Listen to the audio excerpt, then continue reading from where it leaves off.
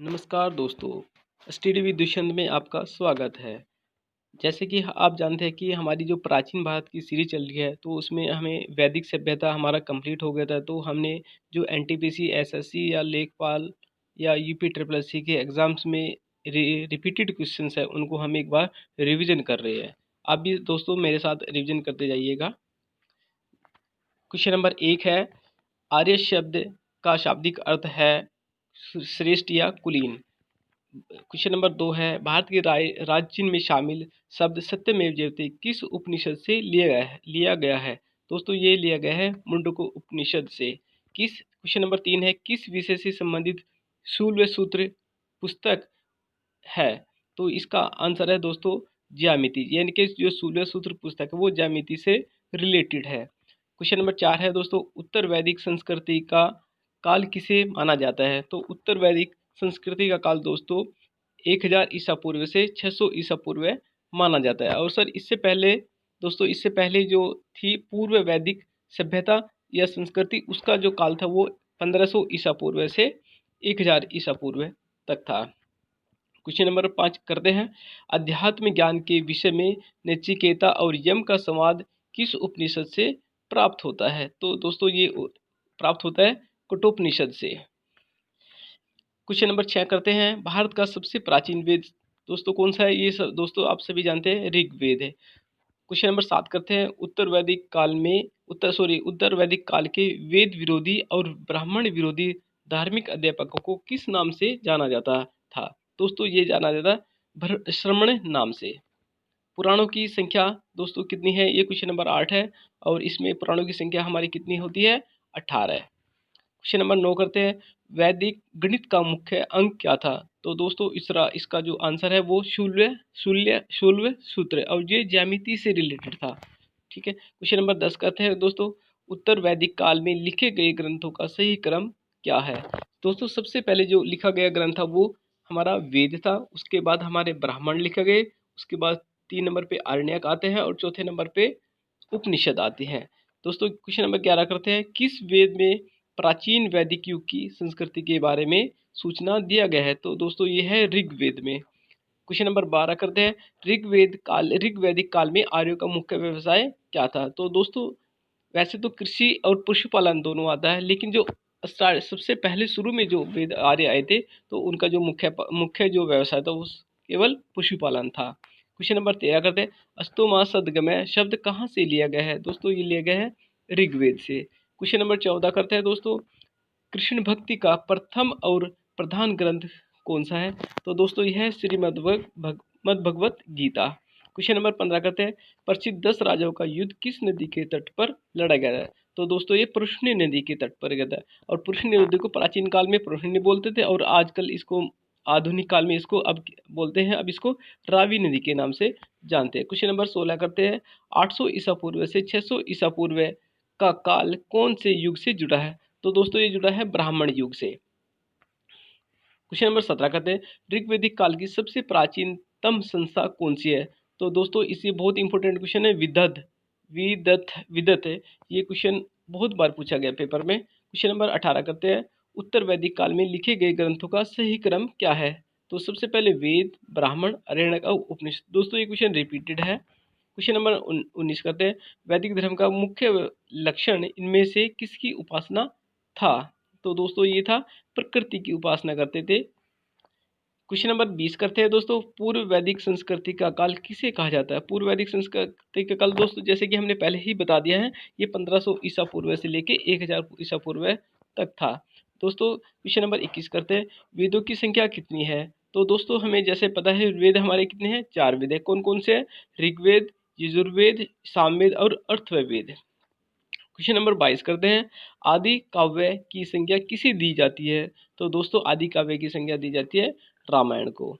कौन से question number 23 है सर, क्वेश्चन नंबर 23 है दोस्तों, कौन से ऋण 3 ऋण में शामिल नहीं है। तो दोस्तों ये क्वेश्चन भी बहुत इंपॉर्टेंट है। तो ये मात्र ऋण है जो हमारे जो 3 ऋण में उपलब्ध नहीं है। तो हमारे जो 3 ऋण है उनको देख लेते हैं दोस्तों।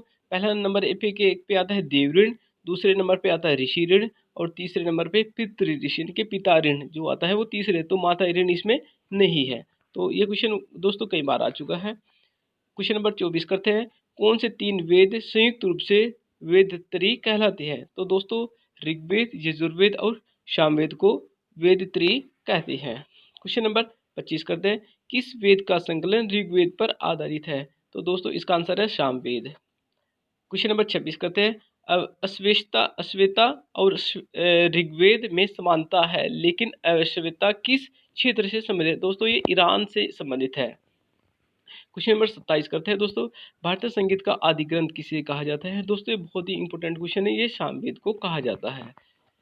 क्वेश्चन नंबर 28 करते हैं, विश्व के प्रथम प्रमाणिक ग्रंथ कौन कौन से हैं? दोस्तों ये सभी आप जानते हैं, ऋग्वेद, सॉरी हमारे जो 4 वेद है वही है ऋग्वेद, सामवेद, यजुर्वेद और अथर्ववेद। क्वेश्चन नंबर 29 करते हैं दोस्तों, पुराणों की संख्या कितनी है? तो पुराणों की संख्या सर हमारी 18 है।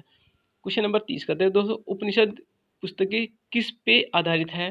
तो दोस्तों ये दर्शन शास्त्र पे आधारित है। क्वेश्चन नंबर 31 है दोस्तों, ऋग्वेद में सबसे पवित्र नदी किसे माना जाता है? तो दोस्तों ये आंसर आप सभी लोग जानते हैं, सरस्वती नदी को। भारतीय क्वेश्चन नंबर 32 है दोस्तों, भारतीय इतिहास के प्रथम विधि निर्माता कौन है? तो दोस्तों इसे मनु कहा जाता है। क्वेश्चन नंबर 33 करते हैं दोस्तों, आर्य भारत में बाहर से आए और सर्वप्रथम कहाँ बसे थे? दोस्तों इसका आंसर है पंजाब में। क्वेश्चन नंबर 34 करते हैं दोस्तों, योग दर्शन के कौन प्रतिपादक थे? यानी कि योग दर्शन के प्रतिपादक कौन थे? तो दोस्तों ये थे पतंजलि जी। क्वेश्चन नंबर 35 करते हैं, गोत्र व्यवस्था प्रचलन में कब आई थी? दोस्तों ये भी गोत्र व्यवस्था जो हमारी थी ये वैदिक काल में ही प्रचलन में आ गई थी। क्वेश्चन नंबर 36 करते हैं दोस्तों, पूर्व वैदिक आर्यों का प्रमुख धर्म क्या था? दोस्तों ये लोग प्रकृति की पूजा और यज्ञ किया करते हैं, जो पूर्व वैदिक काल के लोग थे। क्वेश्चन नंबर 37 करते हैं, कृष्ण भक्ति का प्रथम और प्रधान ग्रंथ किस को कहा जाता है? दोस्तों इसका आंसर हमने पहले ही दे दिया, ये है श्रीमद् भगवत गीता। क्वेश्चन नंबर 38 करते हैं दोस्तों, हरियाणा प्रांत में चित्रित धूसर मर्दभांड किस स्थल पर हाल ही में किए गए उत्खननों से प्राप्त प्रकाश में आई है? तो दोस्तों ये भगवानपुरा में है, ये कुरुक्षेत्र के पास सरस्वती नदी के किनारे पर था। क्वेश्चन नंबर 39 करते हैं, तो ऋग्वेद में संपत्ति का प्रमुख रूप क्या था? तो दोस्तों गाय को बोलते थे, यानी कि इसको गोधन बोला जाता है, गाय को हम एक व्यापार की वस्तु समझते थे। ऋग्वेद में कितने सूक्त है? तो दोस्तों ये क्वेश्चन भी बहुत इंपॉर्टेंट है, 1028 इसका आंसर है। क्वेश्चन नंबर 41 करते हैं दोस्तों, ऋग्वेद में कौन सी नदियों का उल्लेख अफगानिस्तान के साथ संबंध का सूचक है? दोस्तों इसका आंसर है कुंभा और कुर्मू नदी, दोनों अफगानिस्तान से संबंधित थी। क्वेश्चन नंबर 42 करते हैं दोस्तों, कौन सा वेद गद्य के रूप में भी रचित है? दोस्तों इसका आंसर है यजुर्वेद। गायत्री मंत्र की रचना किसके द्वारा की गई थी? तो दोस्तों इसका आंसर है विश्वामित्र जी।